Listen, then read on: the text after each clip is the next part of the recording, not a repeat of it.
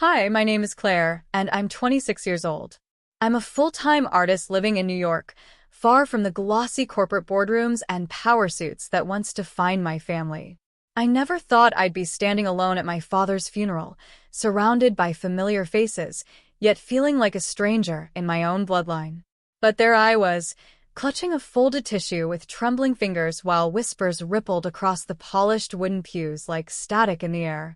It was an overcast Friday morning in Boston, the kind of day when even the sky seems to mourn.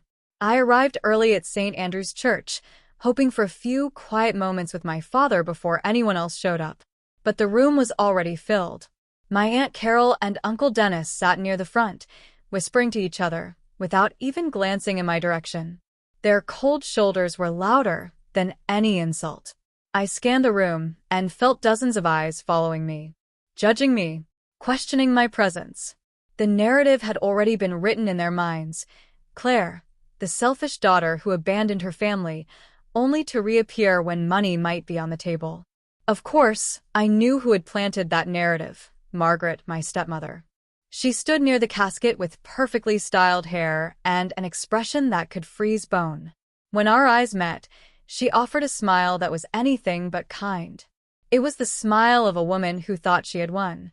She leaned toward Aunt Carol and muttered something under her breath. They both laughed, soft, controlled, and deliberate. I felt heat rise to my face. Trying to keep my composure, I walked to the casket. My father, Henry, looked unnervingly peaceful. He wore his navy suit, the one he used to reserve for shareholder meetings. I wanted to say so much to him. I wanted to yell, to cry, to ask why he had allowed so much distance to grow between us.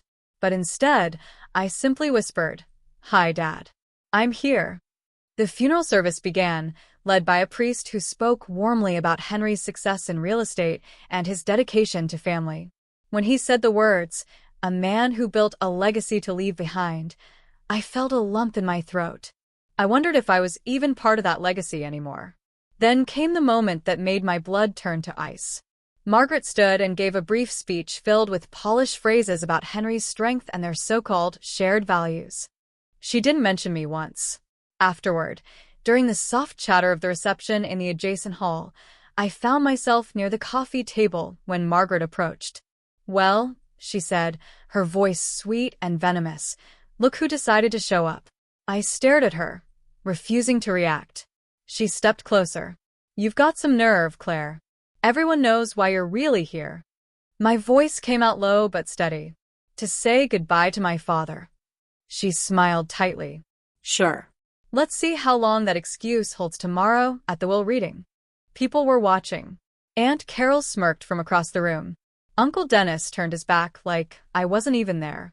I felt as though I'd walked into a courtroom where the verdict had already been passed. But I wasn't leaving. Not now.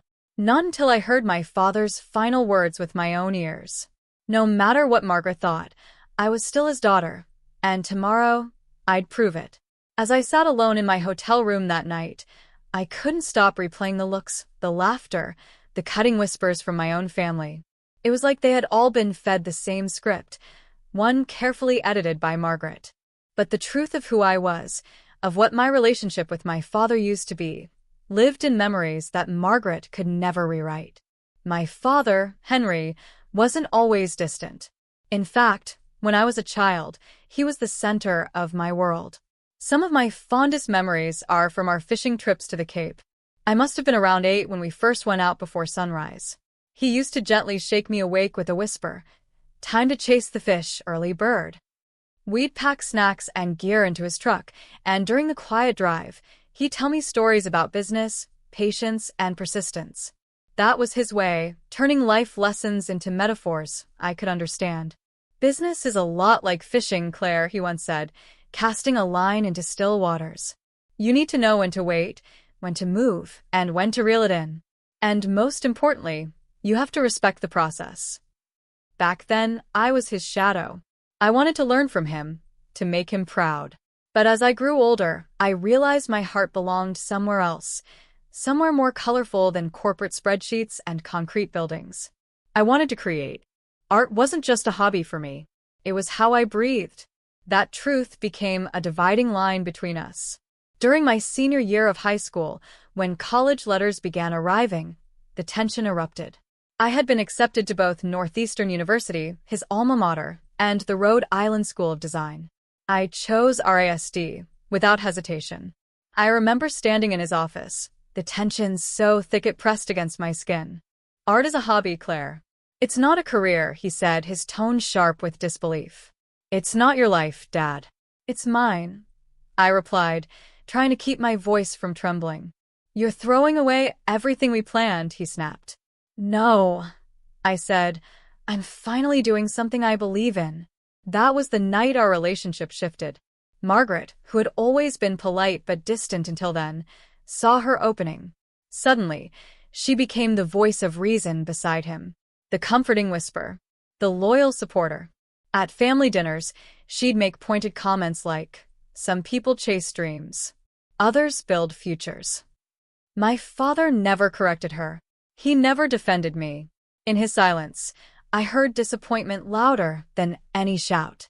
Despite the growing gap, he still paid for my education. I was grateful, but heartbroken. The calls between us became fewer, and when we did speak, it was polite, mechanical. Still, I didn't give up. I kept trying. I invited him to my college exhibitions. I sent photos of my latest pieces. I wanted him to know that I hadn't turned away from him. I was just walking my own path. He came once. Not on opening night, but quietly midweek. I spotted him studying my largest canvas, a skyline of Boston buildings layered with emotional texture. He stood in silence, then finally said, "You're clearly talented." Not, "I'm proud of you." Not, "You were right." Just, "You're talented." But even that little scrap of approval lit something in me. Maybe things could still be repaired. Maybe I hadn't lost him entirely. What I didn't know then was that Margaret had already been working behind the scenes to make sure I stayed the villain in my father's eyes, and to make sure she stayed in control. After graduation, I moved to New York City with a heart full of dreams and a portfolio full of color. I shared a studio apartment with 2 other artists, took part-time jobs to pay rent, and poured everything into my canvases. Within 2 years, I had exhibited in 3 galleries and even got a short mention in an art magazine. For me, it wasn't about fame, it was about making something meaningful. I still held on to the hope that one day my father would understand. I never stopped trying. I called him on his birthday every year, even if it just went to voicemail. I mailed him prints of my work, carefully wrapped with handwritten notes. I invited him to every gallery show I had. The replies? Silence. At first, I thought he was still hurt, still disappointed. I blamed myself for the distance. But what I didn't know, what I couldn't have imagined, was that Margaret was erasing me from his life. She intercepted my letters and gifts. She deleted voicemails before he ever heard them. She returned my calls when I wasn't home and told him I wasn't interested in talking. While I was hoping to reconnect, she was feeding him lies. "She doesn't call because she's moved on," she probably said. "She's too busy playing artist in New York to care." The family began to see me the same way. Cold, absent, selfish. When I returned home one Thanksgiving, Uncle Dennis made a passing comment about starving artists who only come around when it suits them. Aunt Carol gave me that same tight smile Margaret wore, polite but heavy with judgment. I tried asking my father that night how he'd been feeling. He looked tired. The lines around his eyes had deepened. "Are you okay, Dad?" "Just getting older," he replied with a tired smile. "Doctor says I should rest more." Margaret's been helping with the business. She wasn't just helping. She was embedding herself deeper, becoming the voice he relied on, the filter through which he saw everything, including me. One evening, after landing my biggest gallery show yet, I called him, my voice buzzing with excitement. The gallery was prestigious. The reviews were glowing. "I'm so proud to share this with you, Dad," I told him. His response, a long pause, followed by, "Margaret just signed the biggest lease deal of the year for the company. She's been incredible." It was like talking into a void. No matter how hard I tried to reach him, there was always something or someone between us. 6 months before his death, I called again. This time, to tell him I had been selected to lead a collaborative art project sponsored by the city. I was nervous, hopeful. His voice was distant. Claire, I'm busy right now. I don't have time for this. This? I asked, heart sinking. You mean my work? My life? I mean hobbies, he said. Not all of us have the luxury of chasing dreams. That was our last real conversation. I hung up in tears, certain that I'd lost him for good. And I believed it was my fault.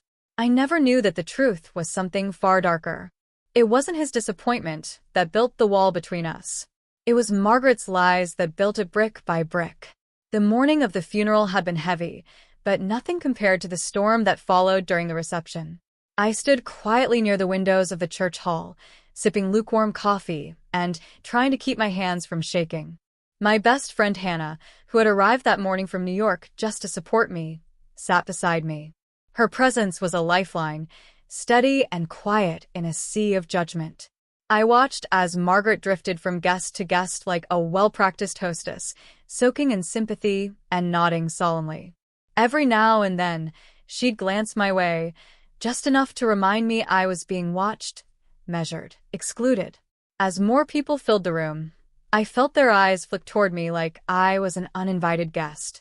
A few whispered greetings came through gritted teeth. Others ignored me entirely.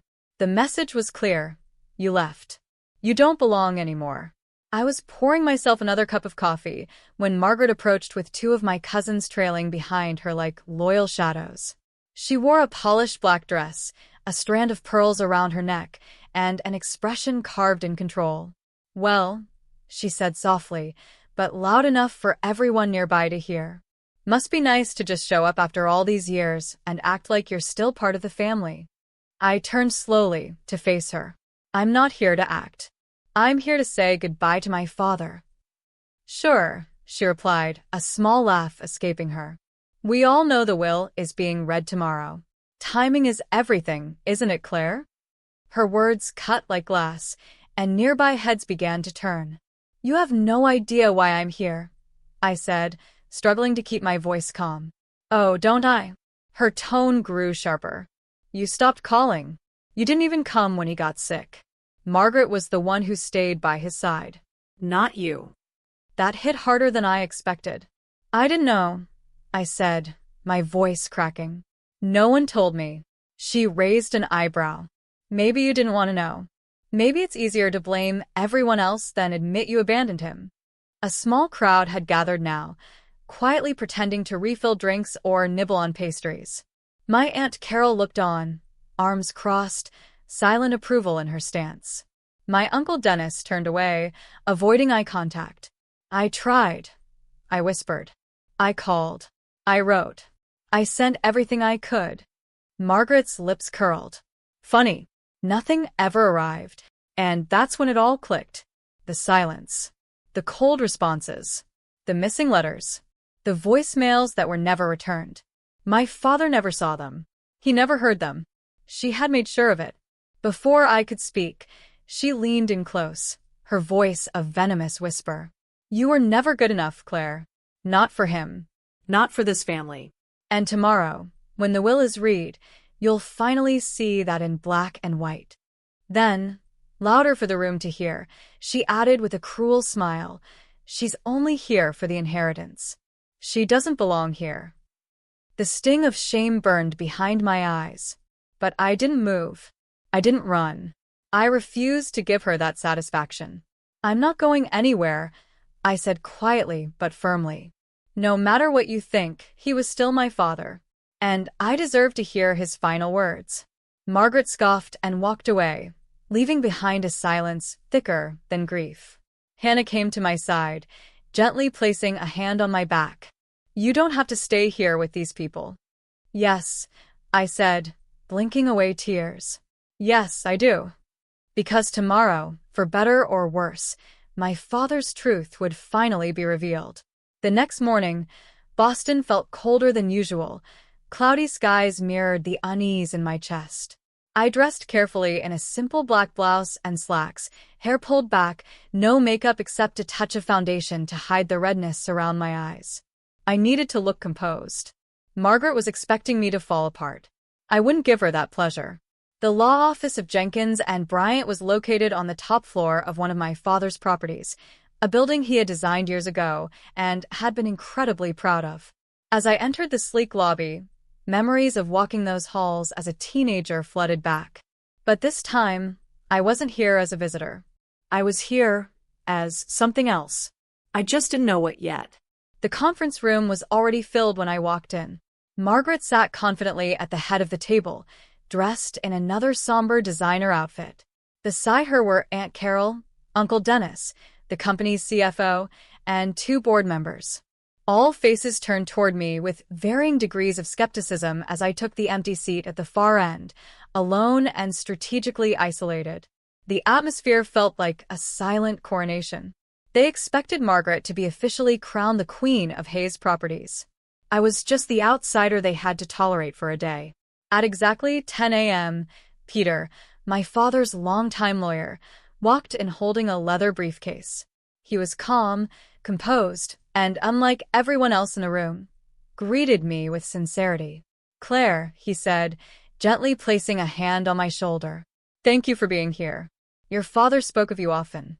His kindness nearly shattered my composure, but I managed a small nod.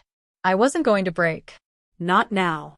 Peter cleared his throat and stood at the head of the table. "Before I begin, I want to honor the memory of Mr. Henry Hayes. He was more than a client, he was my friend." There were murmurs of agreement around the table. Peter continued, "Mr. Hayes left very specific instructions regarding the execution of his final will. He prepared a written document, yes, but he also left behind a personal video message, which he insisted be viewed before any formal declarations are made." A ripple of surprise moved through the room. Margaret stiffened. "Video," she said sharply. "He never mentioned any video." Peter gave a small, controlled smile. "He recorded it privately 3 months ago. I was instructed to play it only in the presence of every listed beneficiary." He nodded to his assistant, who wheeled in a projector and laptop. The lights dimmed.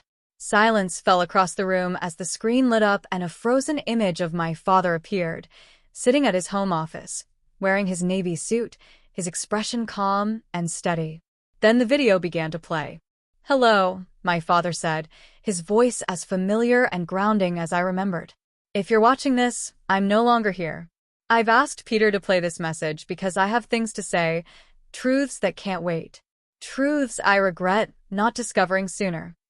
I felt my breath catch. Everyone around the table leaned forward. "My daughter, Claire," he continued, his eyes seeming to find me through the screen. "This message is especially for you." Margaret shifted in her seat. "I want to start with something I never said enough. I'm sorry," my father said. "I'm sorry for the distance between us. I'm sorry for not supporting your dreams. And I'm sorry for believing lies about you that I never should have accepted without question." Gasps were audible around the table. Margaret's hand gripped the armrest of her chair. My father's face on the screen darkened with sadness.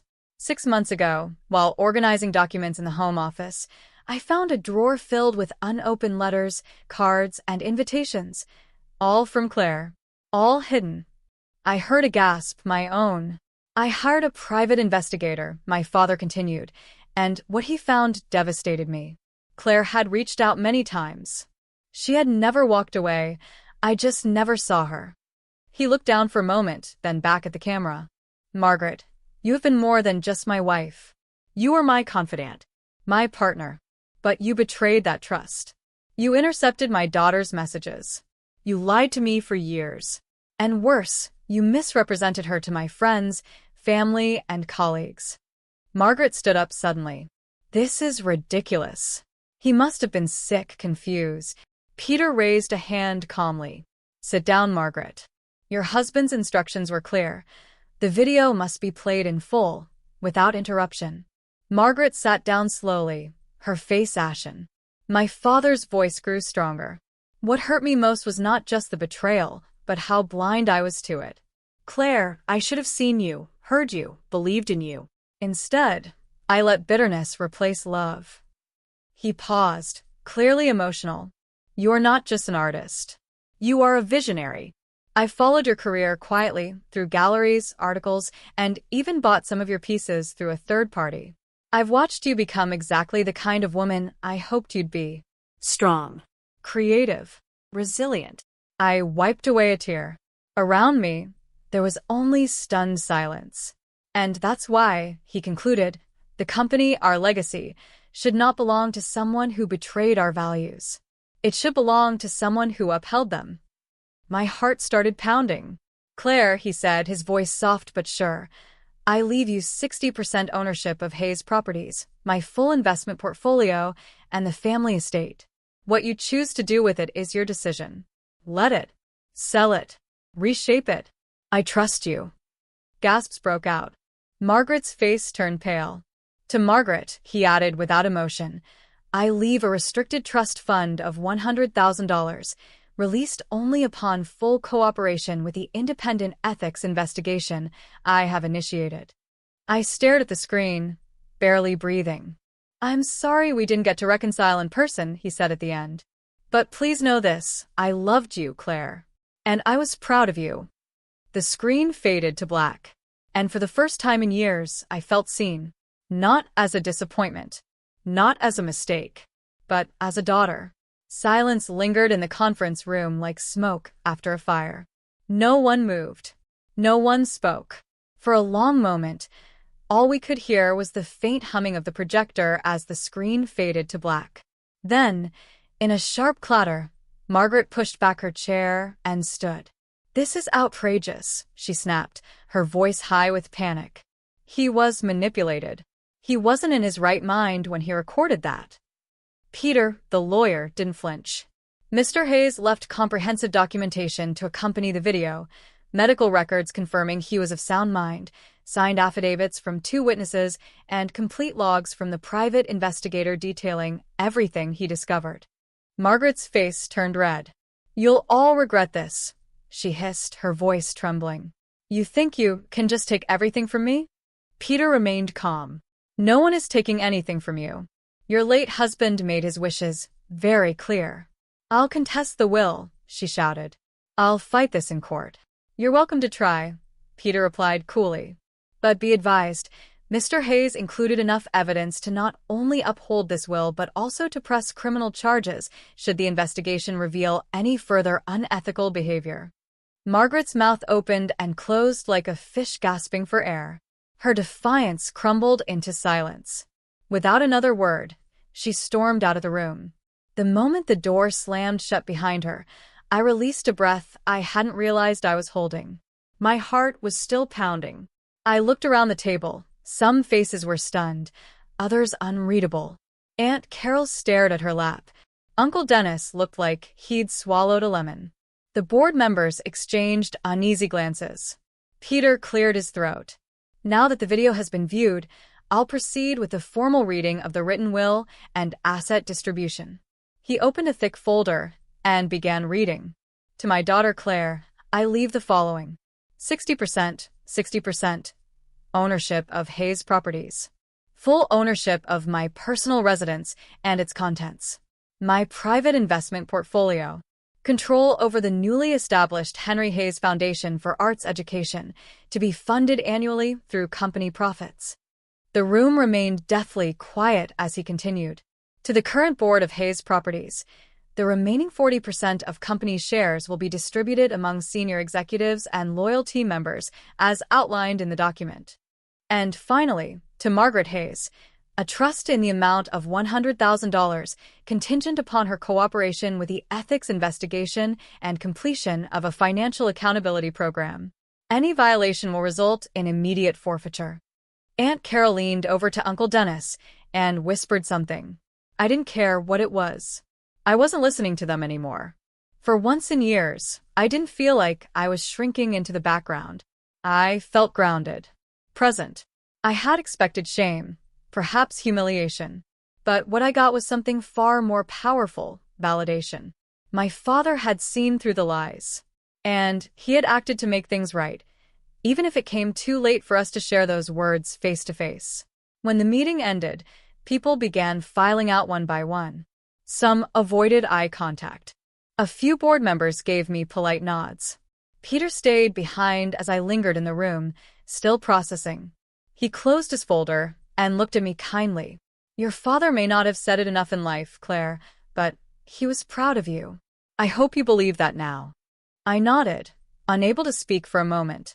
Thank you, I whispered. As I left the building, the cold air outside hit my face like a fresh beginning. Margaret had walked out disgraced. And I had walked away with more than just property and papers. I had walked away with the truth. I didn't go back to New York right away. The day after the will reading, I stood inside my father's home, the one I now owned, looking at the walls that once echoed with warmth, now silent and unfamiliar. The housekeeper, a kind woman named Teresa, greeted me with a soft hug. He really did love you, she said gently. He just didn't know how to fight the lies. I stayed in Boston, at first telling myself it was temporary. But deep down, I knew I needed to stay longer. Hayes Properties was more than just a company now. It was a piece of my father's soul, a legacy worth reclaiming. I owed it to him and to myself. The first board meeting was tense. Half the room expected me to fail. The other half hoped I'd quietly hand over my shares and disappear. I did neither. I'm not here to pretend I'm a real estate expert, I told the group honestly. But I do know what my father stood for: integrity, accountability, and building something worth being proud of. That's exactly how I plan to lead. Some were skeptical, especially those loyal to Margaret. A few employees resigned, including one senior executive who muttered, "Artists don't belong in boardrooms," as he walked out. Let him.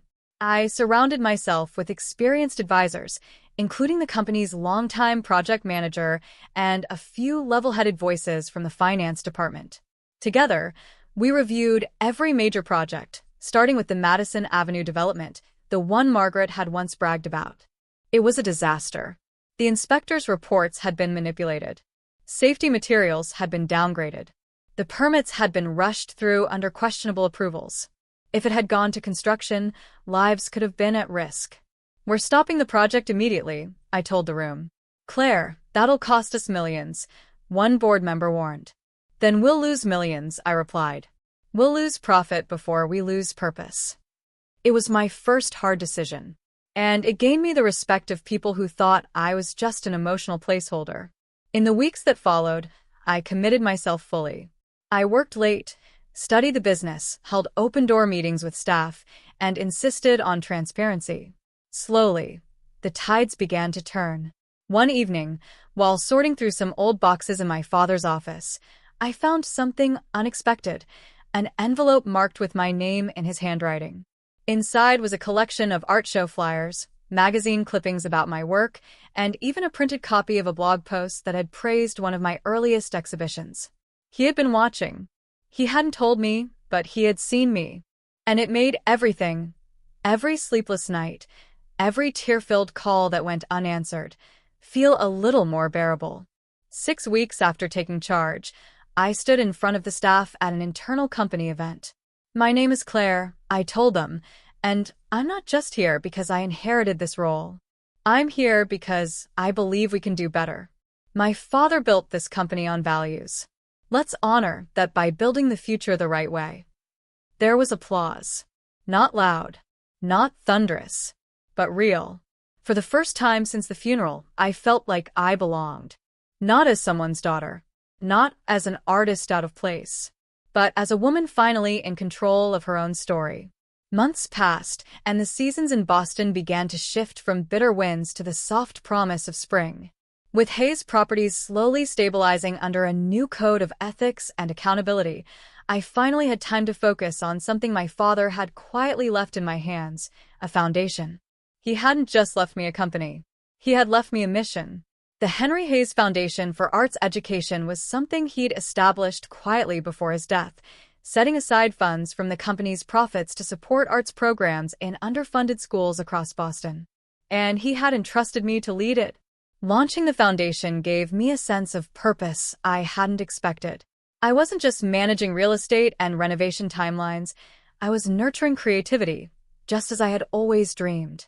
I spent weeks meeting with local school administrators, gallery directors, and teachers to create a sustainable program. 6 months after the will reading, we hosted our inaugural exhibition. The gallery was filled with work by young student artists, alongside pieces from my newest collection, a series inspired by the fishing trips I once took with my father. The room buzzed with people from both the business world and the art community. There were investors, teachers, parents, and children all in one space, staring at walls that told stories. Peter, my father's lawyer and now a trusted advisor, approached me with a soft smile as I stood near a canvas painted in bold, oceanic blues. "Your father would have been proud," he said quietly. "You've built something that honors both sides of him, his vision and yours." "I wish he could see it," I whispered, voice tight. "In some ways," Peter said, "I think he does." Later that week, I visited the cemetery alone. It was a crisp, clear morning.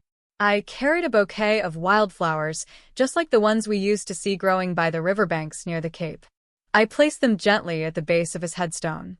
"I hope I'm making you proud," I said, kneeling beside the stone. "The foundation's doing well. The company, too. We fixed Madison Avenue. And I found the journal you hid in the study. I know everything now." The entries I had found, pages of my father's deepest thoughts, told me the story I never got to hear from his mouth. His regret, his doubt, his growing realization that he had been wrong about Margaret and about me. In one entry, dated just 3 weeks before his death, he'd written, "Claire has more strength and grace than I ever gave her credit for. I hope I live long enough to tell her in person. But if I don't, I hope she'll forgive me." I wiped away a tear and ran my fingers over the cool stone. "I forgive you, Dad," I whispered, "and I'll carry your name forward with honor." As for Margaret, she disappeared from public life after the will reading. The ethics investigation Peter initiated uncovered enough irregularities to bar her from any leadership or financial involvement with Hayes Properties again. She tried once to contact me through a distant relative, asking if we could meet. I didn't respond. Some bridges burn for good. Others take time. Aunt Carol and Uncle Dennis eventually reached out, awkward and fumbling, trying to rebuild some form of family connection. I allowed it, but on my terms. Melissa, my cousin who once looked right through me at the funeral, came to the Foundation's second exhibition and stood by my side the whole night. She apologized. I believed her. And Hannah, my constant, my anchor. She stood by me when no one else did, and I will never forget it. I still paint. That hasn't changed. But now, I do it in a sunlit studio on the top floor of one of our renovated buildings, where business and art coexist without conflict, where my voice is heard, where I belong. Sometimes the world tries to erase you, but when the truth finds light, even shadows have nowhere left to hide. And in the end, I didn't just inherit a company or a house. I inherited a chance to rewrite everything that was broken. And this time, I wrote it in bold colors, with love, with purpose, and with a name I now wear with pride. Claire Hayes. Daughter. Artist. Leader. Thank you for watching. If this story moved you, please give it a like and share it with someone who needs to hear it. Comment below and tell us, have you ever been judged unfairly or silenced by someone you trusted? Your voice matters here. And don't forget to subscribe for more powerful stories about family, betrayal, healing, and rising above. Sometimes the truth doesn't come easy, but when it does, it changes everything.